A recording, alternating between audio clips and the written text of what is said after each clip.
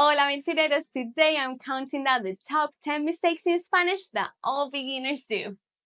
And trust me, if you are making one of these super common mistakes, you are definitely not alone. And don't worry because I'm going to be telling you how to fix them. No more saying me gustó and things like that. Let's clear that up once and for all. ¿Listos? Vamos. Number 10, overusing subject pronouns. You don't always need to include these words like yo, tú, él, ella, the subject pronouns. Because in Spanish, this is in the conjugation of the verb. If you keep saying yo hablo español, it actually makes you less fluent. The fix, don't be afraid to drop the pronoun when it's clear from the verb. Trust me, because this small change can make you sound more natural and it will also improve your listening skills because everyone drops the pronouns. Number 9, using muy instead of mucho and vice versa. I know you might be like, but Lucia, this is such a tiny detail. But trust me, when you mix these two, it makes your Spanish sound very basic. And honestly, it is easy because it works just like in English. You would never say someone is a lot beautiful. You would say someone is very beautiful. The fix, just remember to use muy with adjectives when you want to describe something or someone, like soy muy paciente. And just use mucho with nouns and verbs. Tengo mucho trabajo, trabajo mucho. Remember, muy with adjectives, mucho with nouns and verbs. Number 8, ignoring accent marks. Okay, they are not decorations. They can actually change the sound and meaning of words in Spanish. Check this out. Papa means potato, and papa is dad, okay? So that's such a small change, but it changes everything. To be honest, if you don't put the stress where the accent mark is, the Spanish speakers are gonna find it way more difficult to understand you. The fix, just pay attention and don't ignore the accent marks. Number 7, using me gusta incorrectly. And it is okay because this one is very common. It doesn't really translate as I like. It translates more as it pleases me. So don't go around saying yo gusto el español. We don't want that because this is not about you. This is more about the thing that you like. The fix, don't make literal translations. If you like one thing or one activity, just use gusta. Me gusta. Me gusta leer. Me gusta esta librería.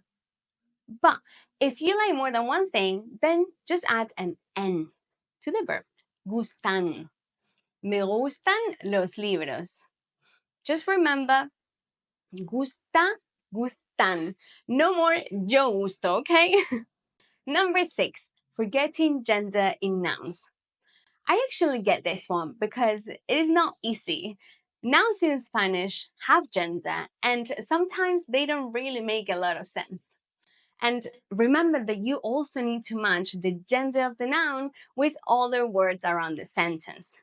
Because the difference between the Pope and potato, it's either el or la. El papa, la papa. The fix here, when learning nouns, just learn them with the article, like el or la. So you can learn the word with the gender too. And that's how I have instructed them in my vocabulary builder that you can download for free in the description below. Number 5, confusing por and para. This is a classic mistake and I know it's hard because in English you just have for. But in Spanish we have por and para and they are not interchangeable. The fix, learn this good rule of thumb. But remember, for now, para, it has the feel of in order to. It's like your motivation. Like estudio para viajar a España. That's your motivation. That's why you're studying. Por is often more transactional. Sometimes it translates as because of. Like estudio por mi familia. That is the reason. Also, listening a lot of Spanish and trying to spot por ampara helps too. It could take some time, but it's normal and you can definitely achieve this. Number 4, false friends. These are words that sound similar in English and Spanish, but they actually have a very different meaning. I'm sure you have heard before, estoy embarazada, and thought, I'm embarrassed, but it's not that. It's I'm pregnant. The fix, just don't be afraid to make mistakes because it is actually one of the fastest ways to learn Spanish. At the end of the day, if you make a mistake, you're just going to have a funny story. There are not so many false friends, but make sure that you know them. Number 3, using ser and estar incorrectly. Yes, this is another big obstacle for English speakers, but don't worry if you find it difficult at the beginning. I promise you that it will click one day. In Spanish, you know that we have 2 words for the English verb to be, ser and estar. And no, they are not interchangeable. For example, estoy aburrida and soy aburrida are so different. Estoy aburrida means that I am bored right now, and soy aburrida is more like I am a boring person. The fix, a good rule of thumb, is think of ser as meaning, the essence of something, what something truly is, like permanent qualities, like soy española. And think of estar as something that represent impermanent states, like estoy feliz ahora.